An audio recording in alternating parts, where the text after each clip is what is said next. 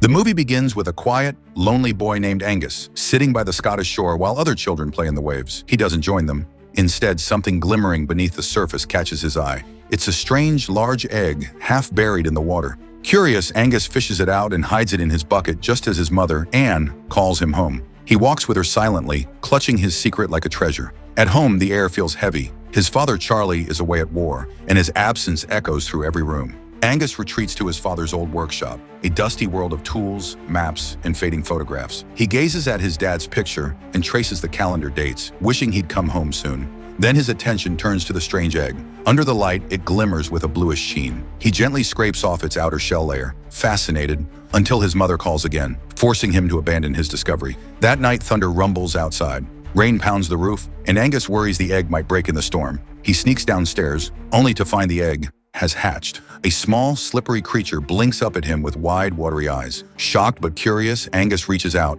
and the creature snaps at his fingers. It's frightened and hungry. Acting on instinct, Angus offers it some food, and to his relief, the little beast calms down, chewing happily. Angus smiles for the first time in a long while. He names the creature Crusoe, after one of his favorite adventure stories. But before he can spend more time with his new friend, his mother's voice echoes through the hall. He hides Crusoe in the workshop and runs upstairs. The next morning, his world changes again. The war has arrived at their doorstep. Soldiers march into their home, led by the stern Captain Hamilton. They plan to use the house as a military base to defend against a possible sea invasion. Anne is shocked but can't refuse. She orders Angus and his sister Kirsty to stay out of the soldiers' way. Angus, distracted and worried about his secret pet, slips away whenever he can. He raids the kitchen for leftovers, dodging the grumpy army cook, Sergeant Strunk, who guards the food like treasure. At last, Angus manages to feed Crusoe. The creature devours every scrap, wagging its tail like a puppy. It's growing fast, too fast. Its body stretches longer by the day, its fins sprouting like wings. Angus fills a barrel with water to keep it comfortable, terrified his mother might discover it. But soon someone else does. A mysterious handyman named Lewis arrives to work in the workshop. Anne hires him reluctantly, not knowing her son's secret hides inside. As Lewis begins cleaning, he unknowingly moves Crusoe's barrel. Angus bursts in, panicked, but the creature is gone. Chaos erupts when Crusoe suddenly appears in the house, chased by Strunk's barking dog, Churchill. The chase tears through the halls until Crusoe dives into the bathroom. Kirsty walks in, screams, and runs for her life. Angus rushes after her, begging her to keep quiet. He confesses everything, how he found the egg and that Crusoe isn't dangerous. Kirsty, wide-eyed, reluctantly agrees to keep the secret.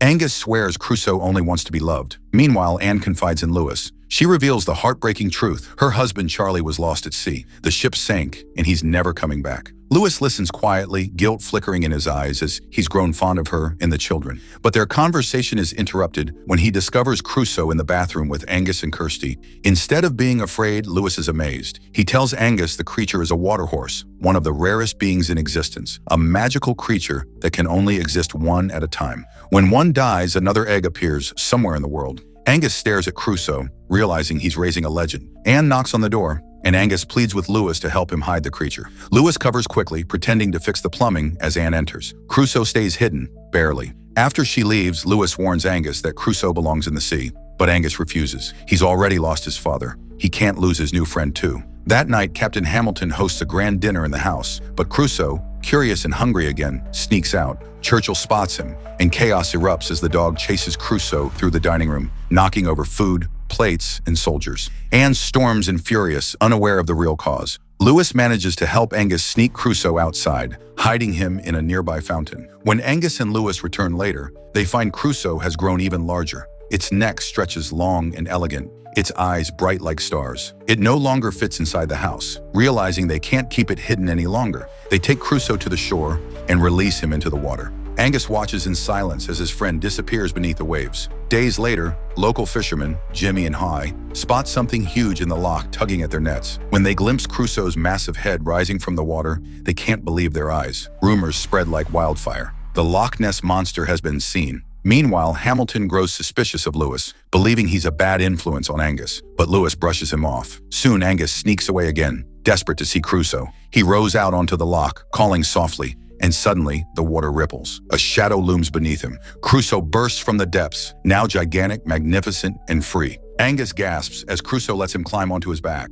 Together, they soar across the water in a breathtaking display of trust and joy. Crusoe even dives deep beneath the waves, carrying Angus through glowing currents. It's a bond that feels unbreakable, until they return to shore and are spotted by Strunk and his dog. The sergeant stands frozen, realizing the monster is real. That night, Angus excitedly tells Lewis and Kirsty about his adventure. Anne overhears laughter from the other room, the first she's heard in years, and quietly smiles. Lewis catches her watching and thanks her for letting him stay. Their quiet chemistry grows, but Hamilton's jealousy burns. He orders an investigation into Lewis's past, but finds nothing wrong. Meanwhile, news of the monster spreads. A reporter named Jock arrives, eager to exploit the story for fame and money. He even publishes a fake photo to attract tourists. The military grows paranoid, mistaking Crusoe's movements for potential enemy submarines. The line between myth and war begins to blur dangerously. Hamilton orders a test firing over the water, just as Anne and her children arrive to watch. Angus panics. He realizes Crusoe could be in danger. He begs his mother to stop them, but she doesn't understand.